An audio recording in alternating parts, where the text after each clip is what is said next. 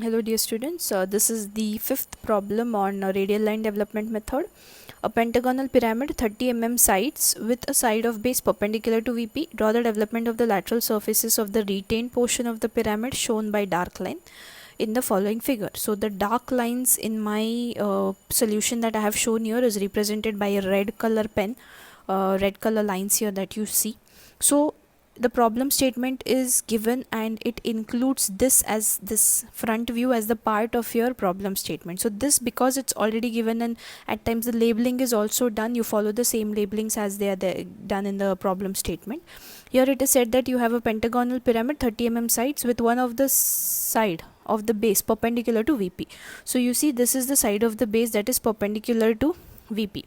This is your VP here, and this is perpendicular to it. You take it this side, you take it this side, choice is yours. But one thing you have to remember is whichever slant edge, that is OC1 in this case, should be parallel to this XY line. One of it should be parallel to the XY line, and that has to be taken as the true dimension slant edge. If it is not parallel, then I have shown you how this has to be considered. You'll have to draw one horizontal line and move the edge virtually such that it becomes parallel to XY line, and that should be taken in order to develop, because the principle of development says that it has to be in its true dimensions, and true dimensions here are only possible when one of the edges parallel to XY line.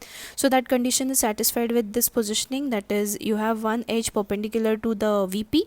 Once you draw this, you complete this pentagon, go for the labelings as been specified in the problem statement, and then you project all of this to get the front view. In the front view, this line, this part is already given in the problem statement. You can see this horizontal line which is cutting this axis line, and then at an angle, at some angle, you can check that with the I suppose this angle should be somewhere at around 45-50 degrees. Okay, you mark this. You can check that in the problem statement that I have, the PDF that I have shared with you. Once you do that, later on you go for labeling of these. So first of all, on OA1 you have a point of intersection, so I'll mark this as 1 dash. On OB1, where is OB1? OB1 is here. But before I go to OB1, before I mark this point as 2, there is this section which is cutting at the axis line. Okay, that is actually an imaginary axis line which is there, but otherwise it is cutting here, this edge here. So this point has to be marked as 2 dash. While you're moving to OB, yes, there is a point of intersection, there is 3. On OC there is 4 dash. While you come back on OD, there is 5 dash which is intersecting with 3 dash, and then while you move back, because you have an edge behind also, there is a point of intersection, therefore this will be 6 dash, and then when you come back, that is on OE1, there will be 7 dash. Okay, you cannot mark this as 1 dash because there is OA1 and OE1. If it was only OA1, then this could be again 1, which you would not mark here. Okay, but as it is OA1 and OE1 overlapping on each other, you have 2 point of intersections here. Okay, once you get all these markings done, now let us develop it.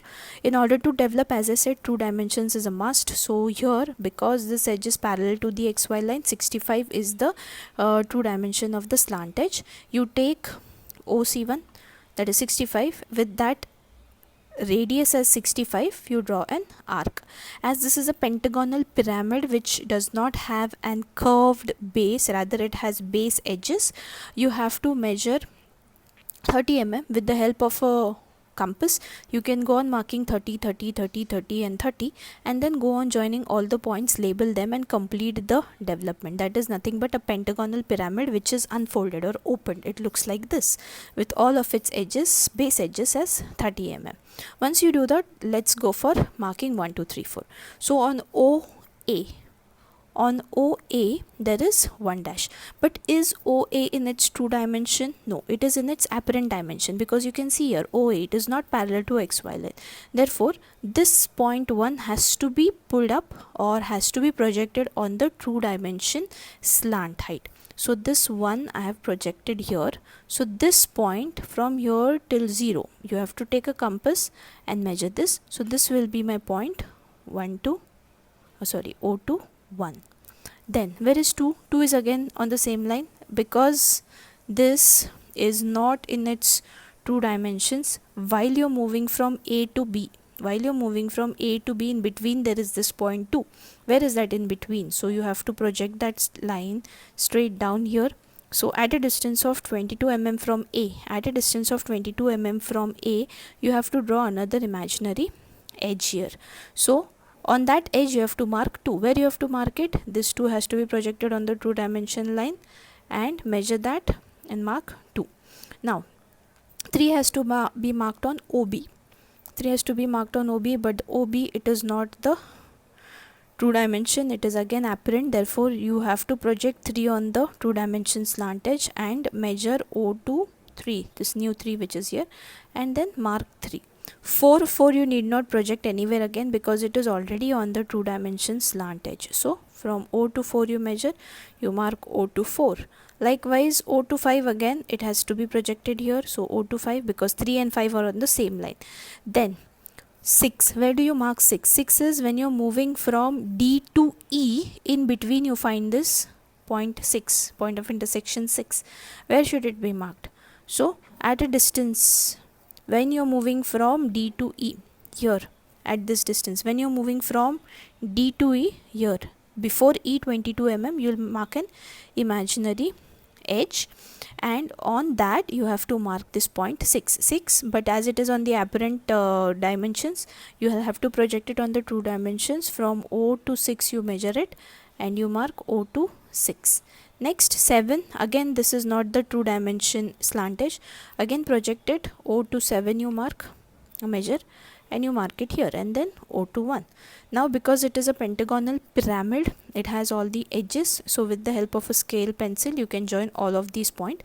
So this lower section which is shown in red is what is developed here. So this part that is joined by the straight lines should be shown dark, and the remaining portion here should be light. So whenever you start with development, make sure that the development here, it should be first light, and only that section that has to be retained, or the development of which the development that has to be shown should be shown in dark lines.